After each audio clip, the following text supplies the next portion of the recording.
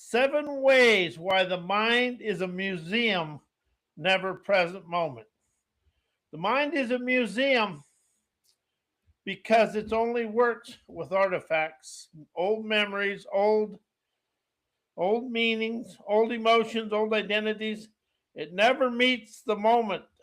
It compares the moment to something that's already archived. Every thought is a relic. Every reaction is a reenactment. Every conclusion is a repeat performance of yesterday's script. The mind can never touch the now because the now is alive and the mind only deals in the dead. The mind never arrives here because here has no reference points. The present is too fresh, too raw, too unfiltered for a system built on repetition. So the mind does what museums do. It displays the past and calls it the truth and reality. It narrates instead of notices. It interprets instead of experiences. It protects the character instead of perceiving the moment. The now requires presence. The mind requires memory. They don't coexist. When you rise of inspiration, intuition, imagination, innovation, and wisdom, you step out of the museum onto your living fields of foresight, ingenuity, enterprising, liberating dexterity. You stop reacting to archived meanings and start receiving fresh clarity. You stop repeating and start recognizing the now with a wanderer's wow. You stop thinking and start perceiving. The mind is a museum. Awareness is the doorway out. Why the mind is a history movie on repeat. The mind can only replay what it has already recorded. It can never film anything fresh or new. The mind doesn't meet the moment. It references the moment. The outside world is a reference for the mind. It scans its archives, grabs an old scene, and overlays it on what's happening now. That's why your reactions feel familiar. You're never responding to reality or truth. You're responding to a rerun. The mind is a projector, never a perceiver. The mind loops old meanings because it fears the rawness of present moment experiences. The now is unpredictable, unfiltered, and unrepeatable. The mind can never handle that kind of aliveness. So it retreats into what it already knows: old fears, old stories, old scripts, old identities, and old conclusions. Repetition is the mind's safety mechanism, never its intelligence or wisdom. The mind protects the past because the past protects the ego. Every loop is a defense. Every repeat is a survival reflex. This is just like the last time is the ego trying to stay relevant. Whenever you say this is just like the last time, it's the ego trying to stay relevant. But the present never cares about the ego. It only responds to awareness, inspiration, intuition, and wisdom.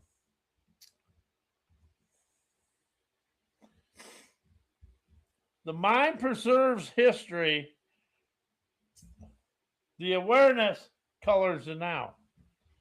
But it's awake and aware of the dare to experience the freshness of now. Safe language, why people speak from safe. Safe language, that's like change, heal, create, transformation, everything you learned in school. Safe language protects the identity, never the authenticity. People speak from safe because their words are tied to the character they've been playing. A liberating lingo threatens the old identity, so the nervous system clamps down and defaults to familiar phrases, familiar tones, and familiar scripts.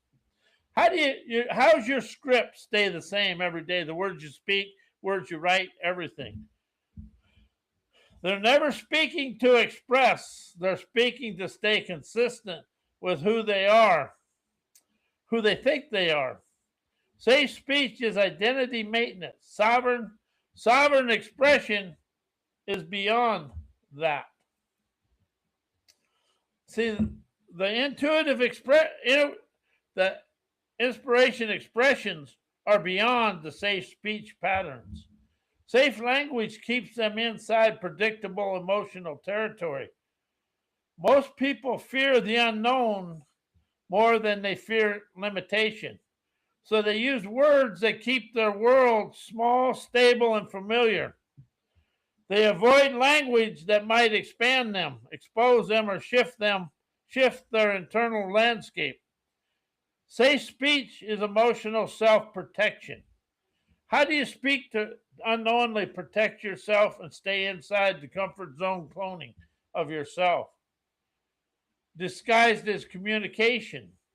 Safe language is the nervous system choosing survival over sovereignty.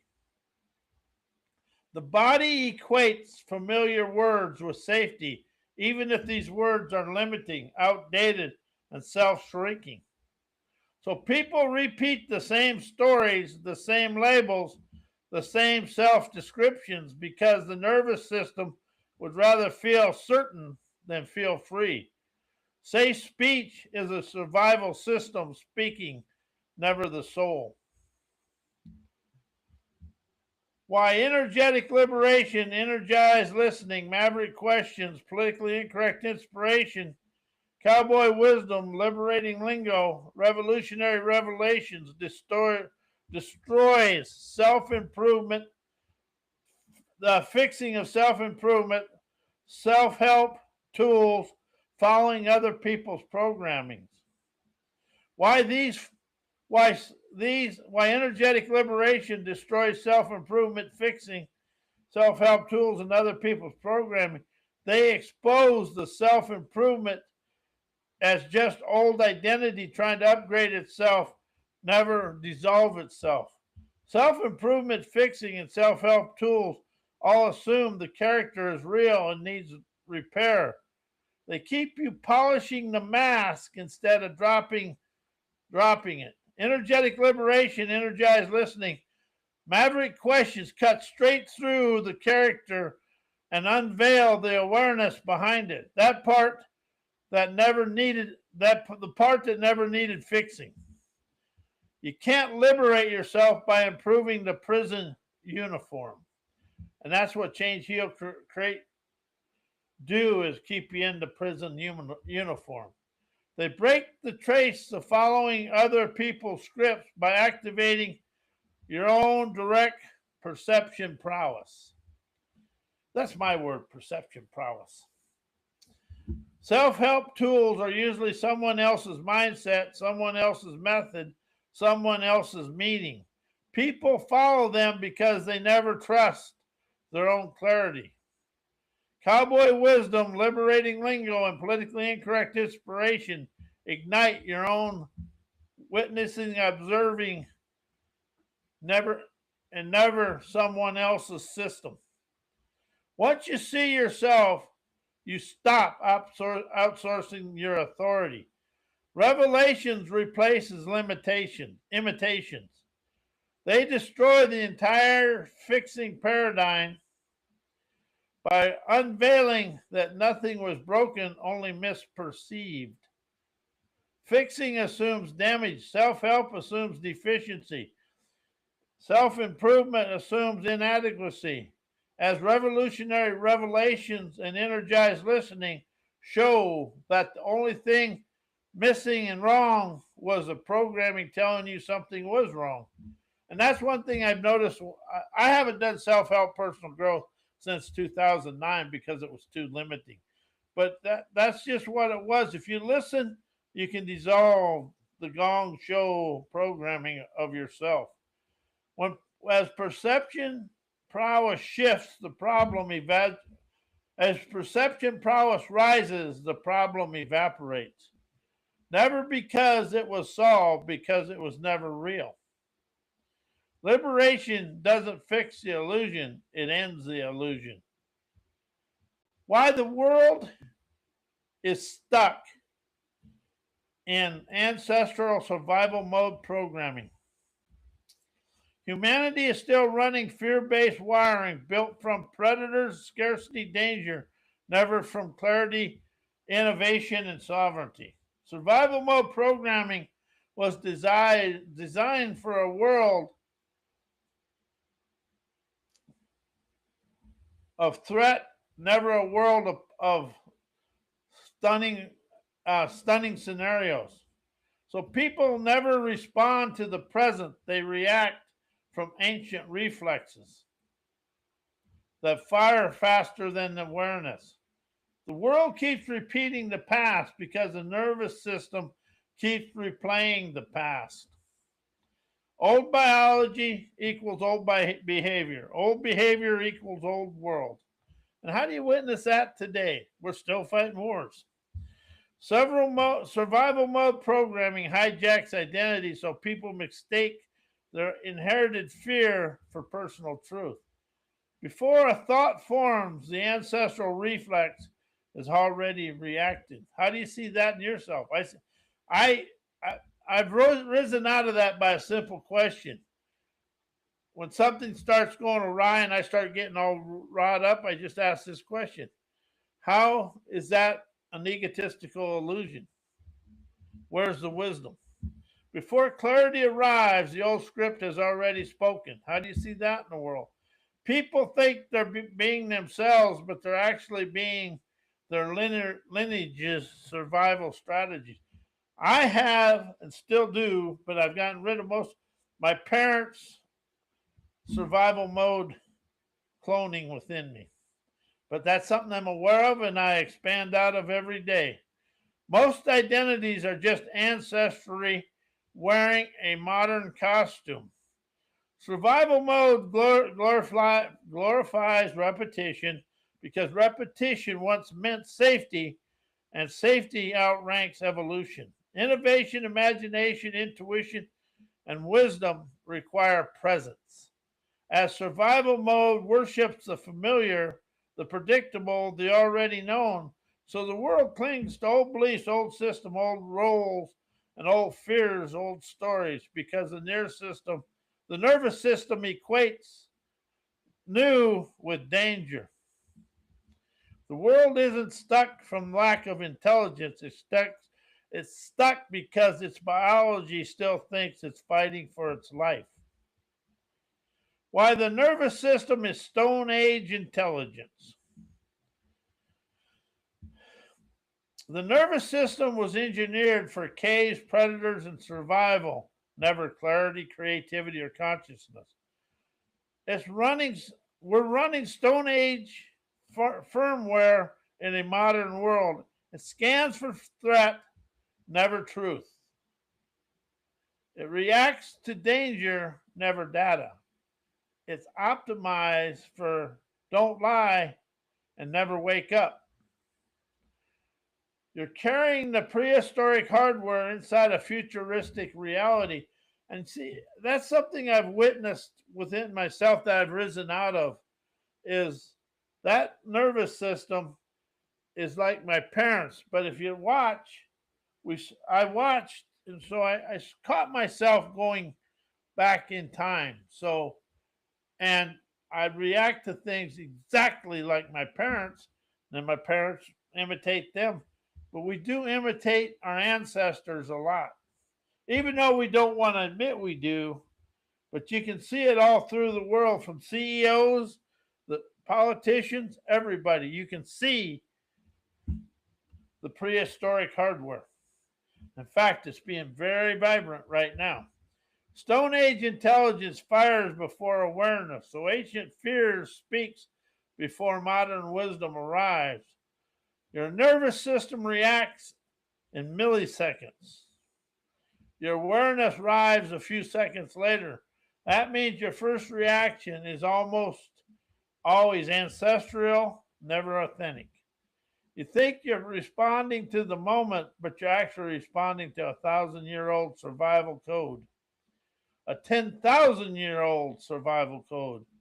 No wonder I feel so old some days. No, your biology is ancient. Your awareness is now.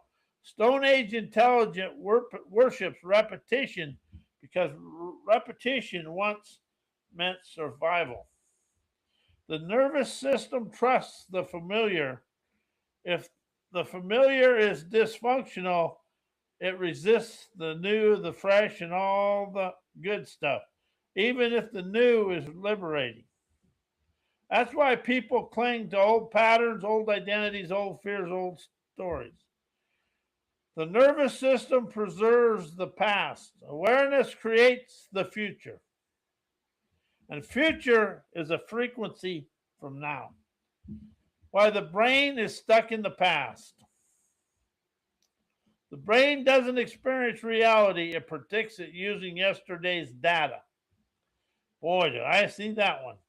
The brain isn't a truth receiver, it's a prediction machine.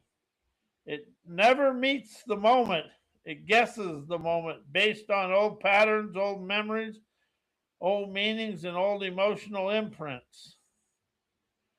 You think you're seeing what's happening, but you're actually seeing what the brain expects to happen. Boy, I see that one. The brain isn't perceiving, it's forecasting the past. The brain isn't perceiving, it's forecasting the past.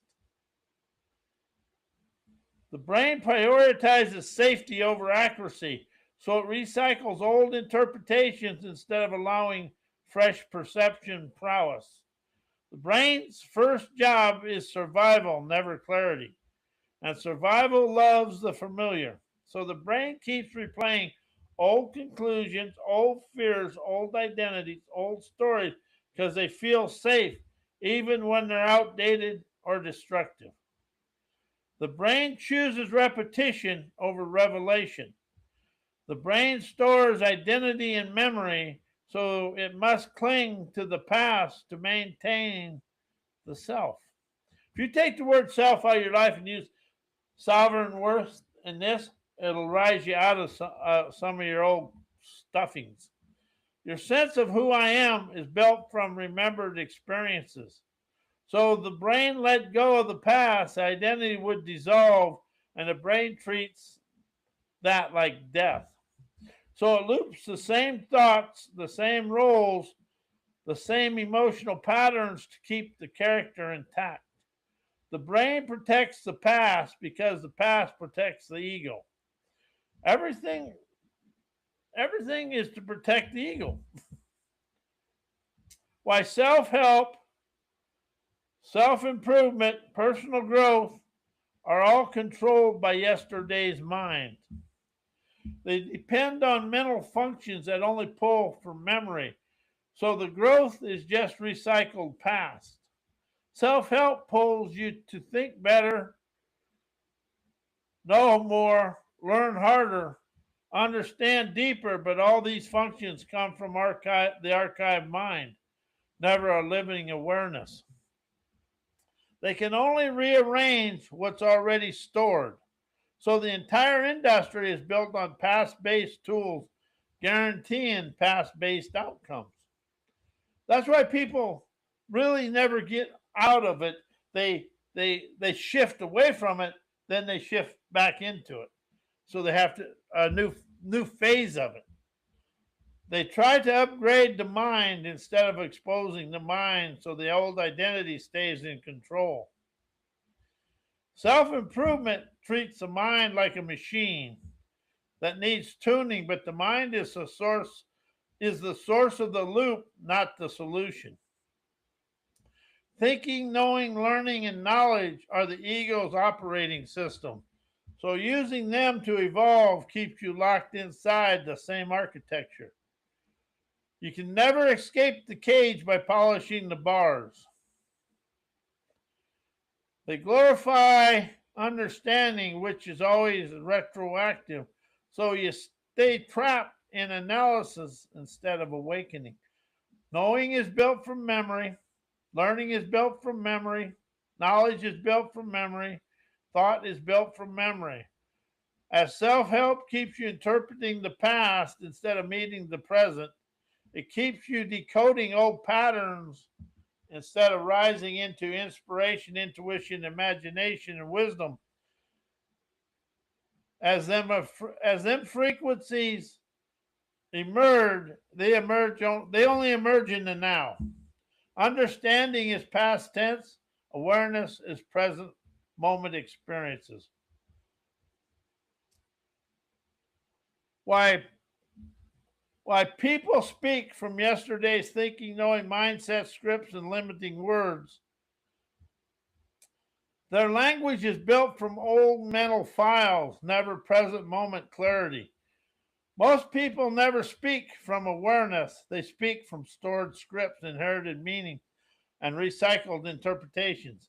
Anything with change, heal, create, transformation, think, and know, them are stored scripts. The vocabulary is a museum of yesterday's beliefs, fears, and identity. So their words can never unveil the moment. They can only echo the archives. People never speak from authenticity. They speak from storage. Their mindset is shaped by conditioning, so their words reflect the limits of that conditioning. When somebody's perception is filtered through fear, identity, and old programming, their language will match that frequency. Small perception equals small language. Old perception, old language. They speak from the level of consciousness they're stuck in. That's what we do. We speak from the level of consciousness we're stuck in. Language exposes a mindset that created it. That's why I have a liberating lingo of expand, energize, enterprise, experience, perception, prowess. It discharges and disconnects me from the limiting lingo. The nervous system clings to familiar words because familiar words feel safe, even when they're limiting. A liberating lingo feels like a new identity, a fresh identity, and a fresh identity feels like risk. So people repeat the same phrases, the same stories, the same self descriptions because the nervous system prefers repetition over revelations. People never speak freely, they speak safely. Pick me. That one's me.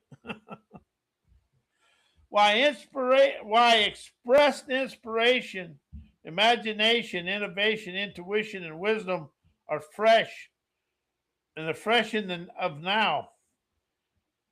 And while scenarios are of the mind, are a museum of the past. Fresh expressions rises from direct contact with the moment. The mind can only recycle archived material. Inspiration, imagination, innovation, intuition, wisdom erupt from present moment, never memory. And most of the words we use, like change, heal, create, transformation, think, know, learn, all of them, they rise from memory. They're born from the here and now, never borrowed from yesterday, as most language is. Meanwhile, every scenario the mind creates is stitched from old files, meanings, and old fears, old victories. We are a museum curator pretending it's creating something fresh, but the fresh expression is real time emergence. Scenarios are past based repetition. Expressed inspiration bypasses the mind storage system and speaks from the field, never the file. When you express inspiration or intuition, you're never referencing anything. You're receiving, you're pulling from the living frequencies of the moment. As scenarios, they're the mind trying to predict the future using yesterday's data. And see, that's the thing, that's an expert. He's trying to speak now using yesterday's data. Expression is alive, scenarios are archived. As innovation, imagination, wisdom require the now because the past can never generate anything fresh. The mind can only rearrange what it already knows. It's a recycler, never a creator. As innovation, imagination, intuition, and wisdom come from the unrehearsed, unfiltered, and archived now. They rise from the part of you that meets noality directly, never through memory distortion. The mind preserves history. Expression produces the here and now pristine scenarios of your dreams. Why energetic liberation, listening, energetic liberation, energized listening, maverick questions, politically incorrect inspiration, cowboy wisdom, liberating lingo, revolutionary revelations destroy yesterday's programming. Forthright foresight, because forthright foresight destroys yesterday's program. They bypass the mind entirely and activate the awakened and aware daredevilry the programming can never touch.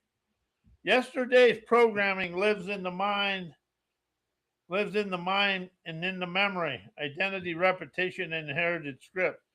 Energetic liberation, energized listening, and revolutionary revelations never speak to the mind at all. They speak, they express, they express to the awake perceiver within you, behind the mind, a part of you that conditioning can never ever edit or control. Programming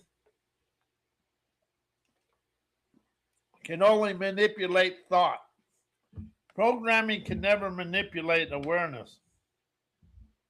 They introduce a lingo and questions the old identity has zero file for, breaking the loop instantly. Maverick questions, liberating lingo, cowboy wisdom, and politically incorrect inspiration use unpredictable, unconditioned, unapproved lingo. The old identity can't, so the old identity scripts can never run its usual responses because the input doesn't match any stored pattern.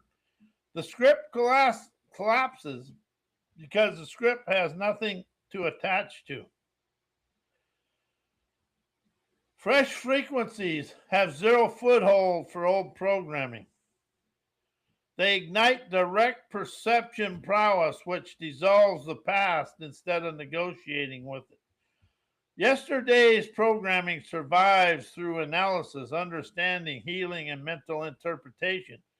Energized listening and revolutionary revelations activate direct observation and seeing, never thinking. Direct observation and seeing exposes the illusion instantly. Zero processing, zero fixing, zero story, zero therapy loops. Programming dies the moment you stop interpreting it and start seeing it as what it is as you unleash your trend-setting talents to rise, shine, and energize. And that's something I've really awakened to in the last 2 years is we actually, I got rid of Self-Help Personal Growth 2009. Ever since then, I've been on a voyage of rising out of me, because everything you think is out here is in here. This is all an egotistical illusion that is coming from your filtered mind, because it makes out here the comfort zone for in there. Anyway, I want to thank you and may your weekend be as blessed as you are a blessing to me in the world.